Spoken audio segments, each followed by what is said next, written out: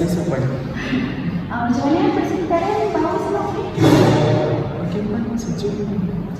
Ni dah makan? Dah tadi. Makan apa tadi ni? Saya makan nasi dengan ikan goreng. Sedapnya kan? Ni datang sini apa? Tadi saya naik teksi. Naik taksi. Berapa ringgit datang sini naik taksi?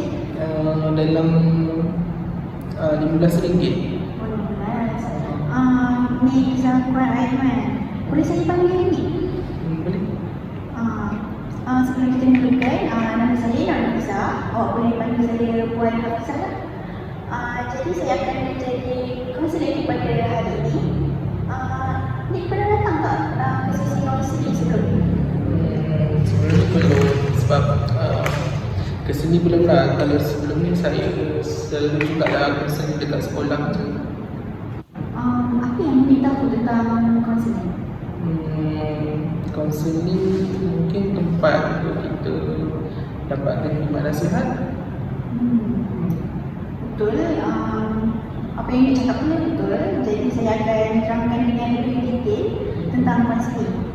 Okey, kaunseling ini adalah proses sistematik antara dua orang. Saya sebagai kaunselor dan dia sebagai klien. Jadi kita akan bekerjasama untuk capai satu matlamat. Saya akan assist lah. Dan semua keputusan adalah tangan ni. Okay. Tugas klien ni, awak share ke apa yang awak rasa, awak share ke apa semua masalah yang awak ada lah. Dan saya sebagai kaunselor akan bantu untuk capai matlamat yang akan kita tetapkan.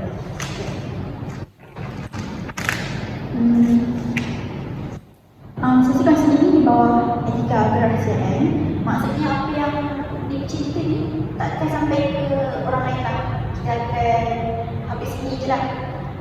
Jadi kita ada etika kerahsiaan kecuali yang pertama, kalau ni cuba nak cederakan diri sendiri, ni cuba cederakan orang lain, dan yang ketiga iaitu di bawah perintah mahkamah. Sesi kaunseling ini berlangsung selama 1 jam 45 minit.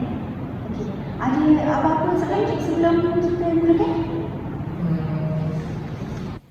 Rasanya tak ada jawapan. Kalau macam tu boleh tanya.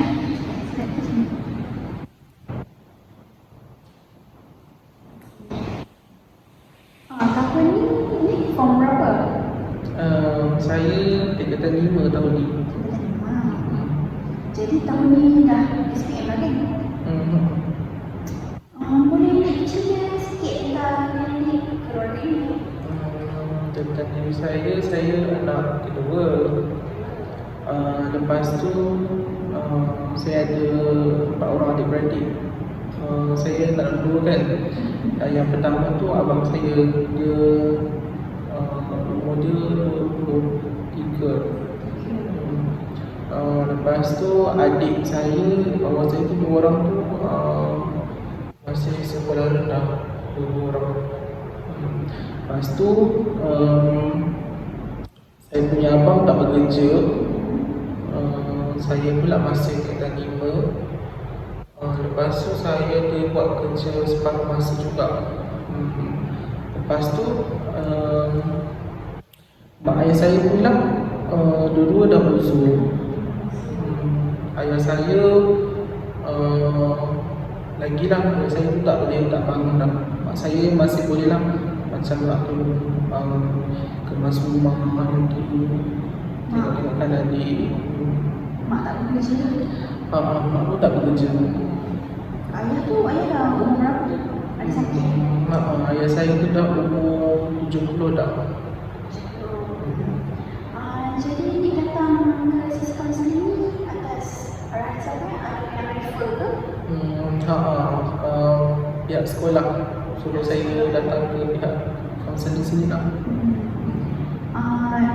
Jadi saya dapat tahu yang ini bermasalah lah. Jadi ni datang ke sesi kaunseling ni bermasalah dari segi tak bawa buku, pergi sekolah tak bawa alat tulis, di sekolah pun tak ready, tak ikut jadual.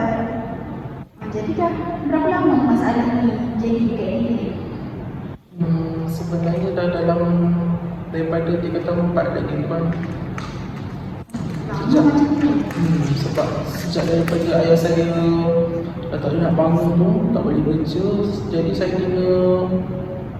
kena kerja sikit-sikit cari duit untuk tolongkan macam tu lah. Jadi macam mana boleh terjadinya kecepatan tu? Sebab saya terfikirlah sebab kan daripada keluarga saya tak ada yang bekerja, jadi saya rasa macam saya perlu ambil tanggungjawab lah untuk bantu keluarga saya macam tu. Tapi saya tak mengharapkan abang saya sendiri, tapi abang saya tu pun dia bermasalah, dia ada masalah dengan sosial. Contohnya dia selalu juga tertangkap kes dadah. Lepas tu ada juga dia tertangkap kes merompak. Saya macam tu lah. Jadinya bila saya nak ajak dia untuk sama-sama ringankan beban keluarga, jadi tak boleh. Dia tak ada pemikiran yang macam tu. Jadi saya tak boleh nak ajak dia sama-sama sekali macam tu. Dan sepatutnya dia sebagai abang, dia lah yang jadi tulang belakang keluarga tu tak? Sebab awak pun belajar lagi, sepatutnya awak fokus study kan. Jadi dah berapa lama awak kerja part time tu? Daripada 3 tahun 4 tahun. Part time tu dekat mana ya? Saya sebenarnya setiap petang saya akan pergi kerja dekat pasar malam. Saya jual air dekat pasar malam, jual air, jual makanan sikit-sikit. Saya ikut orang lah, ikut bos saya. Jadi pergi kerja pasar malam tu naik apa biasanya?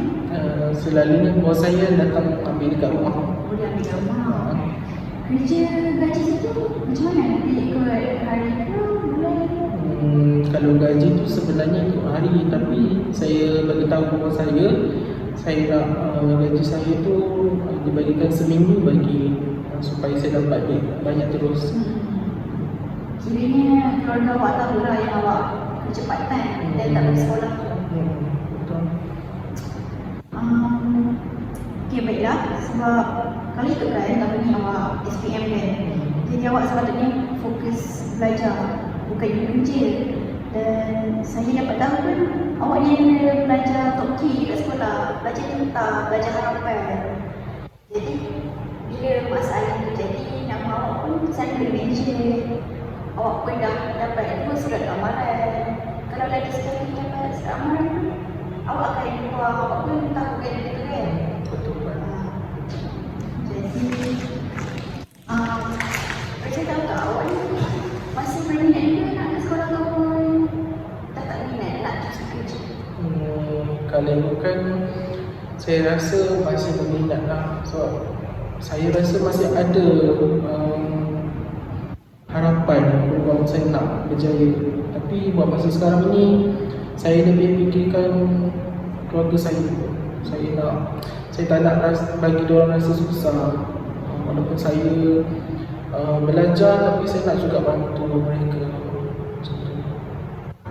Apa cita-cita ni? Besar ni? Saya kalau boleh saya nak jadi businessman. Jadi mana-mana ni hadir sesi kaunseling pada hari ini? Matlamat sebenarnya. Yang pertama, saya target kalau boleh masalah saya ni sebelum ni saya rasa terbeban. Kalau boleh selepas habis sesi pertama, saya nak masalah saya ni kurang rasa terbeban tu. Melalui sesi rohani lah masalah saya ni. Itulah Puan. Alhamdulillah, sebab SPM ni sangat penting tu masa depan awak. Takkan awak nak kerja kat pasar malam sampai dia betul tak? Lagipun awak ada cita-cita yang itu kan? Nanti rugi setidaknya kalau awak dapat secara SPM tu tak adalah hidup susahnya macam sekarang. Mungkin yelah kita boleh ubah kan? Awak dah cuba bukan ke? Mana-mana bantuan zakat? Tak?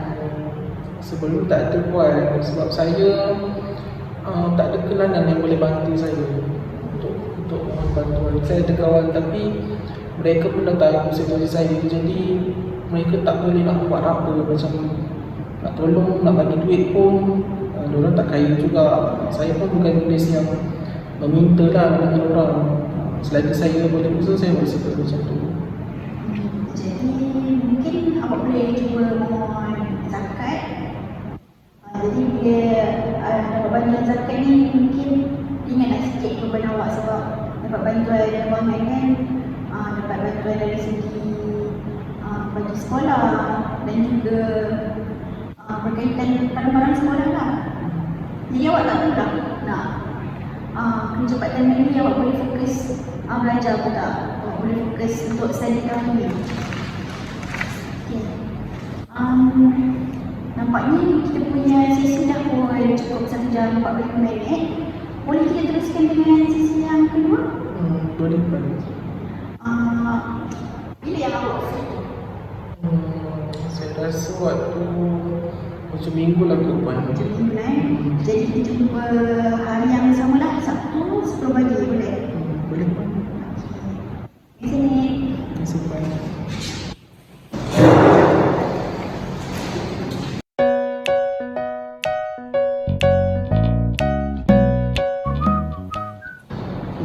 Selamat datang Hafizah ke sesi konsen kita yang kedua hari ini.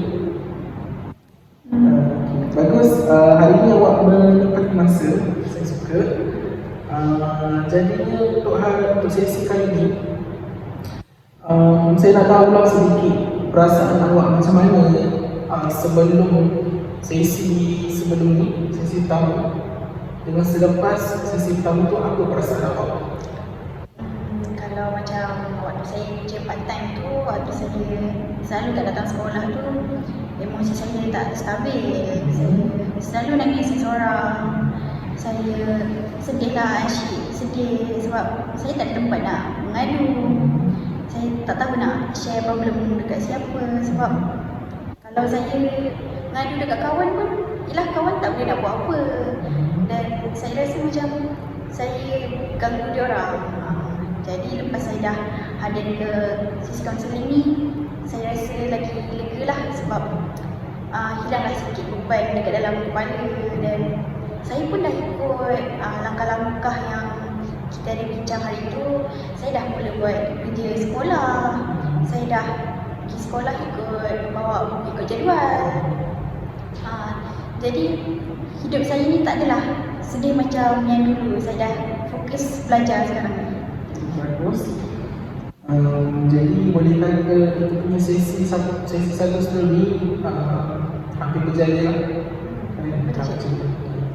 Jadi maksudnya ada perubahan lah kan, daripada sebelum ni awak kata awak takut kan. Jadi lepas dah habis sesi pertama tu, awak pun dah ada perubahan sikit kan, awak buat ke sekolah, buat test kan. Bagus lah tu. Jadi ada orang kata perkembangan yang positif kat situ. Berkenaan dengan awak kata matlamat awak juga kan, tadi kan awak kata awak dah buat, jadi maksudnya matlamat yang kita bicarakan sebelum itu tercapai. Jadi korang daripada ikutan saya ada juga lah beberapa nasihat lah sebelum saya kongsikan kepada Hafizah lah berkenaan dengan permasalahan awak ni. Pertama ni, apa yang boleh saya rumuskan, awak ni sebenarnya anak yang baik, anak yang bertanggungjawab, dan awak sedar sebenarnya awak ni ada potensi untuk berjaya di masa depan nanti. Jadi saya pun boleh nampak lah potensi awak tu, saya boleh nampak juga. Jadi setakat ni awak rasa masih ada lagi tak perkara lain yang membebankan awak sebenarnya? Nampaknya tak ada cik sebab semuanya saya dah buat dalam sesi sebelum ni. Maksudnya bagus lagi. Jadi kalau sebenarnya kalau awak ada masalah lagi, sebenarnya awak boleh datang bila masa Tapi sebelum tu kena bagi tahu lah tarikh apa semua kita buat maklumat dulu. Kalau ada masalah apa-apa datang je kita boleh uruskan masalah. Jadi saya rasa setakat itu je lah untuk sesi kita ni, sebab kita pun dah habis masa. Jadi saya ucapkan terima kasih lah sepanjang kita bertemu untuk mengadakan sesi kaunseling ni. Kita punya awak punya masalah, awak punya masalah ni ada improvement. Maksudnya sebelum ni awak kata awak stres kan, jadi dah selepas sesi ni mungkin awak akan jadi lebih positif kan, awak akan lebih fokus belajar. Lepas tu cadangan sebelum ni contohnya minta zakat kan, sedikit sebanyak boleh bantu lah, awak bantu juga. Jadi saya rasa itu sajalah. Terima kasih kerana datang dan sudi. Terima kasih. Terima kasih Cik Nik, banyak tolong saya dengan lagi. Assalamualaikum.